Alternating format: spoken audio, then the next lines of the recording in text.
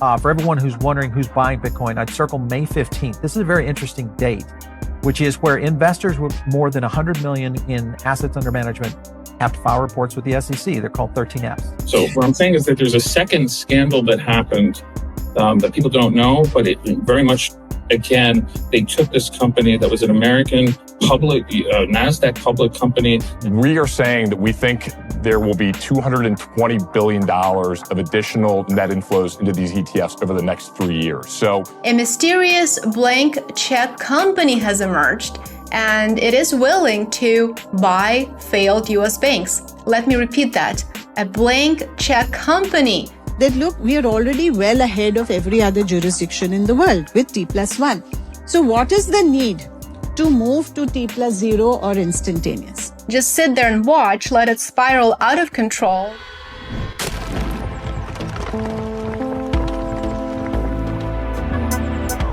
Enjoy the ride, pal. It's the XRpnews. If you got some baggies, welcome to the party. Welcome back to some more Moon O'Clock news. No breakfast, no coffee. Shout out to the latest up. Appreciate you stopping by, tuning in, smashing them likies. Stuffing some baggies, go ahead. Throw on them moon suits. Throw on those pilot shades. Buckle up, cause the future's extra, extra bullish. Let's go full speed, full throttle into the cryptoverse. We got the total global cryptocurrency market cap today at 2.82 trillion, down almost 2% in the past 24 hours. We got XRP in that number 7 spot, right around 67 cents. We got Stellar XLM in the number 38 spot, right around 14 cents. We got BTC 71K, ETH 38.39 hundo. We got Flare Networks right around 0.038, XDC 5 cents, Songbird 0.01, Stronghold 007, Evernode right around 51 cents. The How 14 cents. We got James K. File on to kick things off. We got below is the revised schedule for remedy briefings. SEC Gov opening brief is due on March 22nd, 2024. Ripple's opposition brief is due April 22nd, 2024. And 3 of the SEC Gov reply brief is due May 6th, 2024. We got payment infrastructure news. No fear and trembling about the ISO 20022 this time. The experts at DPS have come to the conclusion that the European banks have used this time since the postponed introduction of the new ISO 20022 version in SEPA in the fall of 2023 are now well prepared for the migration this Sunday. We got Riz XRP adoption of DLT, Internet of Value. Wonder if this flow chart is still relevant. XRP, XLM, XDC. We got Chad Steinberger, May 15th. Institutions with over 100 million AUM have to file with the SEC when they intend to invest. XRP drops May 15th is one of the most important dates because we will learn who the buyers were with over 100 million in AUM of spot Bitcoin ETFs. I want to kind of wrap up here on a couple of things here. Matt Hogan, for everyone who's wondering who's buying Bitcoin, I'd circle May 15th. This is a very interesting date, which is where investors with more than 100 million in assets under management have to file reports with the SEC. They're called 13Fs, all right? Disclosing their publicly traded holdings. So this is where we will get an idea of who these holders are. This is a very interesting date, May 15th. Remember, halving will have happened at that by that time. I think we're around April 19th right now. But May 15th will tell us if we've got diamond hands or if we have some people in there that are just looking for that quick flip. So we'll see how it plays out. But I feel like Eric might be right. These are people who the tolerance level is really good. We got digital asset investor, ETHgate 2.0. I was arrested on September 19th, 2019. That was ostensibly the date of a dividend that was supposed to be given out by a company called T0, which was a subsidiary of Overstock, which was the brainchild of Patrick Byrne, who's a genius and really one of the pioneers of why crypto exists today. And I am architected, it was for security tokens. I architected that. Without getting too far into the specifics of our timing, Patrick Byrne had people, hedge funds that were naked short selling Overstock. And he came up with a structure basically where you had a blockchain dividend you had to buy on T0. So effectively what I'm saying is he was using T0 to force these illegal shorts to have to cover their position because the SEC was not enforcing the shorts being illegal. They'd been illegal for way longer than they were allowed to. So he put this completely legal thing in. The SEC effectively ousted him and took over T0. And the date of that dividend was the date that I was arrested. And he was told to leave the country by the head of one of the agencies that we're talking about. So what I'm saying is that there's a second thing that happened beyond the ETH gate that they also did, and so it was the same exact players. Hinman was involved, it was all the same players. And that company, which is it's now owned by the New York Stock Exchange. That company Prometheum is basically what the license that company has wanted all this time. And they gave it to this other one. So what I'm saying is that there's a second scandal that happened that people don't know, but it very much, again, they took this company that was an American public, NASDAQ public company that had spent years going through SEC regulations to do everything properly. And instead of giving them the license, they took that company effectively from the person who built it, Patrick, and gave it, eventually the New York Stock Exchange put an investment, but then gave the license to the CCP related entity, same one as Ethereum. We got 801 XRP thinking nothing is happening. Keep thinking they're behind on the topic. Keep thinking we're years away. Keep thinking that the case was meant to harm. Keep thinking their every move wasn't strategic. Keep thinking everyone else is winning the race. Keep thinking they're not involved. That was their plan, and when you least expect it, it'll be live. If you don't think the Fed is pursuing a CBDC, think again. The Fed gave this to my staff during a presentation earlier this Congress. They view a CBDC as one of their key duties. We got XRP drops. There's $25 trillion of financial advisor-driven money that really hasn't even allocated yet, and the SPY Bitcoin ETFs open the door to that part of the market. We actually put a report out last night. There's been $10 billion of net inflows into these ETFs over the last 2 months.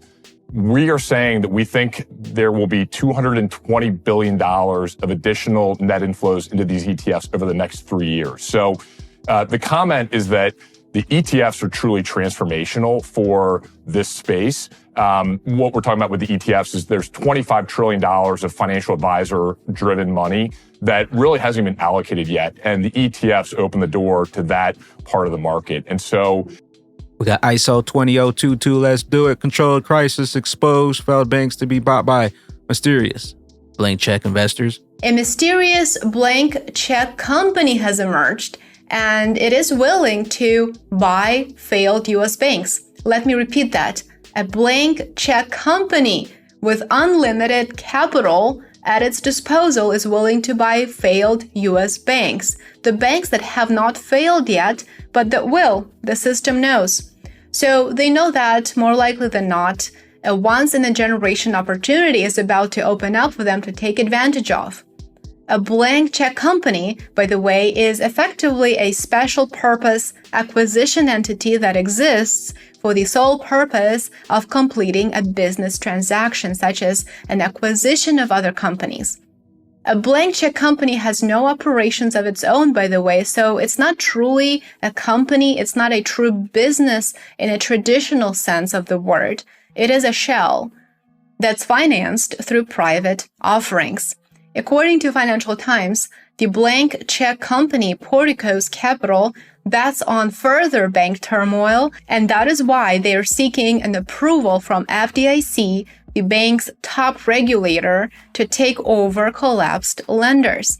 I will remind you that in the United States, once a bank fails, the FDIC takes over its assets and liabilities, and eventually sells what's left to other regulated banks. That is the key. It sells it to other regulated banks with the idea that FDIC will still be able to monitor it, just under different management. Well, this time around, Portico's is a private company, and it is trying to buy banks that will collapse in the near future. Do you see the difference now? This is a genius plan, you have to agree. Print billions of dollars, inject that money into the economy, causing out-of-control inflation. Just sit there and watch, let it spiral out of control, then start hiking rates as fast and as aggressively as you possibly can, knowing full well that it will cause the cost of debt to skyrocket, resulting in smaller banks starting to struggle. Remember when banks start to fail? Get ready for XRP. to go live. We got ISO 20022. Let's do it. India is planning faster stock settlement to curb crypto migration. They have been following a T+1 settlement cycle. Settlement, right?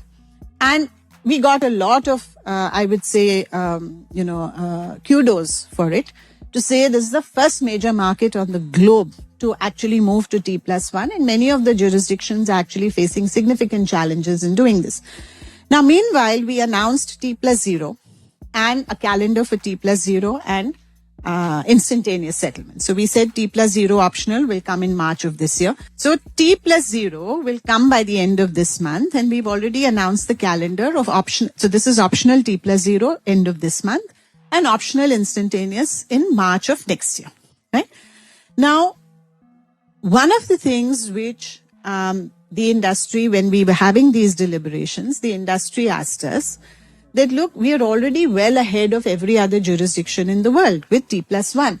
So what is the need to move to T+0 or instantaneous? Our logic is that we have an extremely well-regulated, risk-mitigated market, okay, where we have retail investors, foreign investors, everybody here. The liquidity is a nice, what we call a lit market, right, which means transparent.